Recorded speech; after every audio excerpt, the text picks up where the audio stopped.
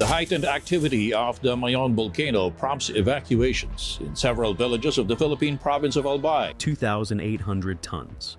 That's the sulfur dioxide reading that just broke every record in Mayon Volcano's monitored history. And it's still climbing. To understand why that number has scientists terrified, consider this. The previous all-time high was 3,000 tons, recorded just days before the catastrophic 2001 eruption. At the current rate of acceleration, Mayon could surpass that threshold within hours. That's why Philippine authorities just did something they haven't done in over a decade. Expanded the mandatory evacuation zone to 8 kilometers, and elevated the alert to level 4 out of 5, one step away from full catastrophic eruption. But here's what triggered the emergency. Pyroclastic flows have already breached the old safety perimeter. Superheated volcanic material, traveling faster than highway traffic, reached 7.2 kilometers through Bonga Gully. The 6-kilometer buffer zone that was supposed to guarantee survival, it failed. The volcano crossed that line like it didn't exist. So, what exactly does level 4 mean? What do these record-breaking sulfur dioxide numbers tell us about what's building beneath that crater? And why are nearly 8,000 people now living in emergency shelters with no idea when or if they'll ever return home? Let me break down everything that's happened in the last 72 hours, why the data coming from monitoring stations has the global volcanology community on edge, and what history tells us happens next when Mayon reaches these levels. The 72-hour countdown. You need to understand something critical here. This escalation didn't build gradually over months of warning signs. The timeline reads like a countdown, and it compressed into just 3 days. January 7th, 2026. Monitoring stations recorded 72 rockfall events and 100 pyroclastic density currents. Elevated activity, yes, but within manageable parameters. Scientists were watching closely, not panicking. January 8th changed the entire calculation. Pyroclastic events jumped to 127. Sulfur dioxide emissions crossed 1,800 tons, already triple what experts had considered the danger threshold just months earlier. The acceleration curve that emerged from the data made veteran volcanologists stop what they were doing and run new calculations. Certain something must be wrong with the instruments. Nothing was wrong with the instruments. Then came January 9th, 156 separate collapse events in a single day. 7 volcanic earthquakes, the highest daily count since intensive monitoring began at Mayon. And at 3:47 p.m., an explosion that forced the emergency evacuation expansion. An ash column shot 3,200 meters into the sky.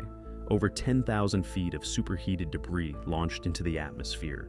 This single event generated the pyroclastic surge that traveled 7.2 kilometers through Bonga Gully, proving beyond any doubt that the existing safety margins were no longer safe. And get this, the lava dome at Mayon Summit is now growing at 15 cubic meters per hour. That rate defies everything volcanologists thought they understood about this volcano's behavior. The dome isn't shedding debris fast enough to keep pace with accumulation. Material piles up faster than gravity can pull it away. This creates exactly the conditions required for catastrophic structural failure. When that dome collapses, and scientists are now saying it's not a question of if, but when, the resulting pyroclastic flows will race down the mountain at over 100 kilometers per hour. At those speeds, nothing outruns it. Everything in the path doesn't get damaged or buried. It gets incinerated. If you want to stay updated as this situation develops, and trust me, this is one you want to follow, hit subscribe and turn on notifications. Because what happens next could unfold very quickly. Why sulfur dioxide changes everything. Here's the deal with SO2 emissions, and this is the part that news headlines never properly explain. Sulfur dioxide serves as nature's most honest messenger about what's happening deep beneath a volcano. When magma rises from chambers kilometers below the surface, decreasing pressure causes dissolved gases to separate from the molten rock. The volume of sulfur dioxide escaping at the surface directly correlates with how much fresh magma is ascending toward the crater. More gas means more magma pushing upward. More magma means more pressure building toward explosive release. It's not complicated math. It's terrifying math. Baseline emissions at Mayon during quiet periods typically measure between 150 and 500 tons daily. Normal, unremarkable. The kind of readings that let scientists sleep at night. During the 2023 alert episode, which kept authorities on edge for 6 full months, emissions peaked at 890 tons. That was considered serious enough to maintain elevated alert status and mandatory monitoring for half a year. The current reading, 2,800 tons per day, more than triple the 2023 peak, and the trajectory shows no signs of leveling off. Dr. Maria Antonia Bornas, who leads 5ALK's monitoring operations, stated it directly. Never in Mayon's instrumented history have we observed sulfur dioxide emissions, ground deformation, and explosive activity all escalating simultaneously at these magnitudes. But wait, it gets worse. Historical analysis reveals an unforgiving pattern that scientists cannot ignore. Before Mayon's deadliest eruptions, 1814, 1897, 2001, sulfur dioxide spiked dramatically in the preceding weeks.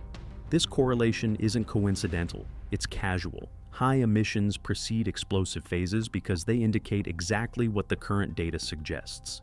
Massive volumes of fresh, gas-rich magma positioning shallow beneath the crater, actively degassing, preparing for release.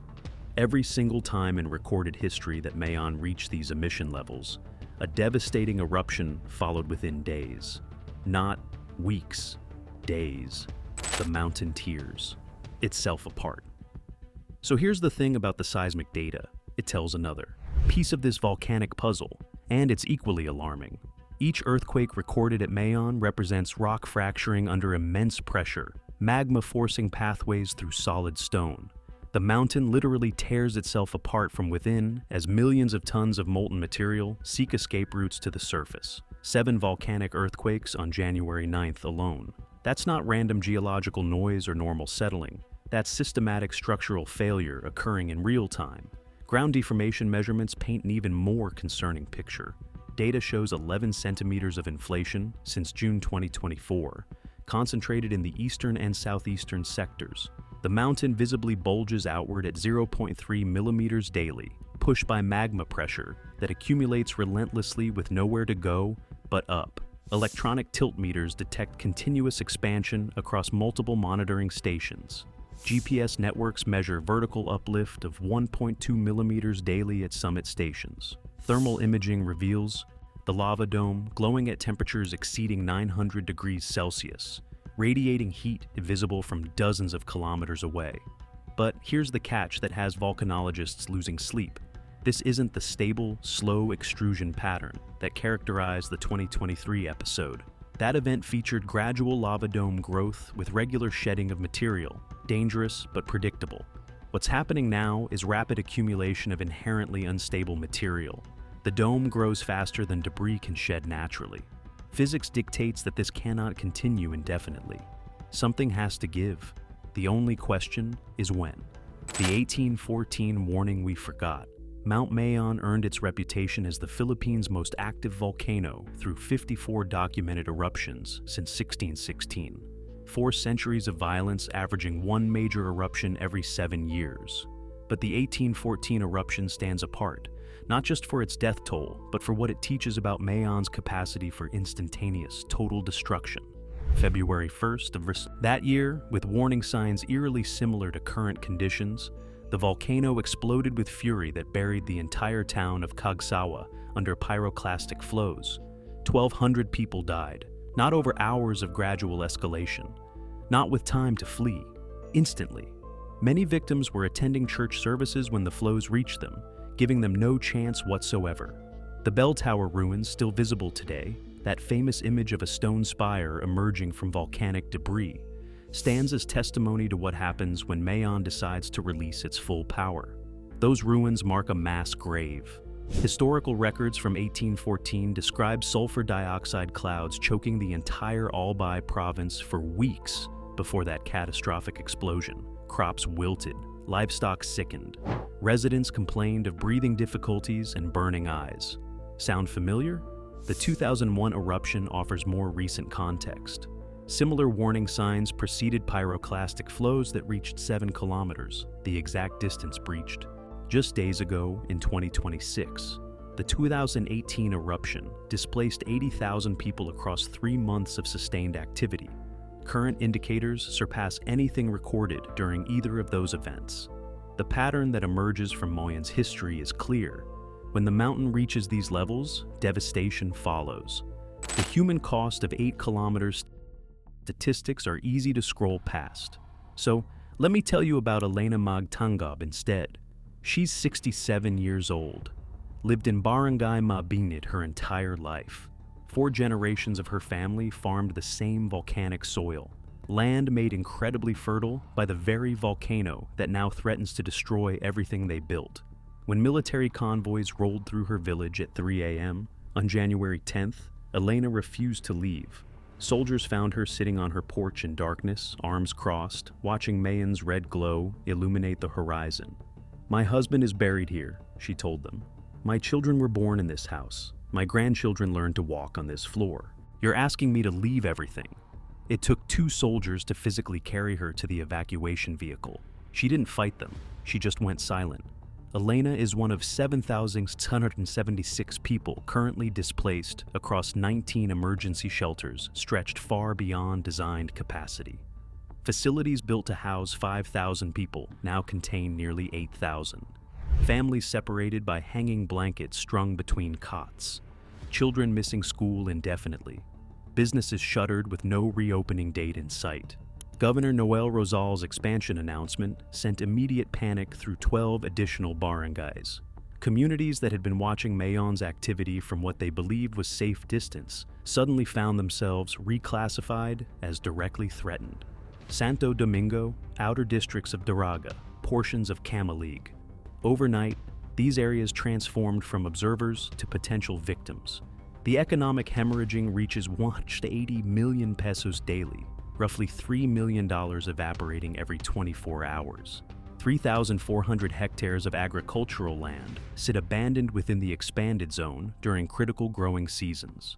Crops rot unharvested, livestock go untended, but economics pale against survival. Families like Elena's watch their homes from 8 kilometers away, visible but untouchable, knowing that everything built across generations now sits within the incineration radius. Some have already attempted to sneak back past checkpoints, driven by animals needing care or valuables left behind. Authorities established military checkpoints specifically to prevent re-entry. The danger zone means exactly what it says. What worst case actually looks like. Basically, here's what keeps volcanologists awake at night. The scenario they calculate but hope never materializes. Complete dome failure in a single catastrophic event would provide 0 warning time. A massive section of the unstable dome giving way suddenly would generate pyroclastic density currents instantly. Temperatures exceeding 1,000 degrees Celsius, mixed with volcanic ash and rock fragments, accelerated down Mayon's steep slopes faster than any vehicle could possibly escape. Within 5 minutes, flows would reach 3 to 4 kilometers from the summit. Everything in that radius, people, buildings, vehicles, vegetation, would be incinerated before physical impact even arrived. The superheated air kills before the debris reaches you. The expanded 8-kilometer zone exists precisely because scientists calculated what happens between minutes 5 and 15 of such an event. Pyroclastic flows would funnel through established drainage channels, Bonga Gully, Basud Gully, Misi drainage systems, maintaining lethal temperatures and velocities across the entire distance. The difference between 6 kilometers and 8 kilometers isn't just an additional distance, it's thousands of human lives. And here's the nightmare scenario that emergency planners fear most. If significant rainfall coincides with a major eruption, lahars, volcanic mud flows, would transform every river valley radiating from Mayon into channels of liquid concrete moving at tremendous velocity. Lahars extend destruction far beyond pyroclastic reach, traveling dozens of kilometers and remaining dangerous for months after initial eruption. The countdown continues. Current monitoring shows absolutely no signs of stabilization. January 10th recorded 2,130 tons of sulfur dioxide, slightly increased from previous days. January 11th documented 147 pyroclastic events by evening. The pattern isn't cyclic. The volcano isn't breathing like some eruption cycles demonstrate. This is continuous, unrelenting escalation. As darkness falls tonight, Mount Mayan's perfect cone glows red against the Philippine sky, beautiful and deadly in equal measure. The volcano continues its relentless buildup, while 7,676 evacuees, including Elena Magtangob, wait in overcrowded shelters, watching a crimson glow on the horizon that might be the last thing their homes ever see. Level 4 of 5. One step from catastrophic eruption, every instrument confirms the same conclusion. Massive volumes of magma positioning shallow beneath the crater, actively degassing, continuously rising. The expanded danger zone stands empty. 201 square kilometers of abandoned communities serving as buffer between human life and volcanic fury. So, here's the question that should keep you up tonight. If Mayon reaches level 5 in the next 48 hours, full catastrophic eruption imminent, will 8 kilometers actually be enough? What happens to 7,676 people crammed into shelters designed for half that number? And what happens to the families already trying to sneak back past military checkpoints? Drop your thoughts in the comments below. If you lived on Mayon's slopes, would you have evacuated willingly? Or would you be like Elena, refusing to abandon everything until soldiers physically carried you out? If you want to know the moment this situation changes, and it will change, smash that subscribe button and hit the notification bell. Because when Mayon finally decides, you'll want to know before everyone else does. The countdown continues, and the clock is ticking.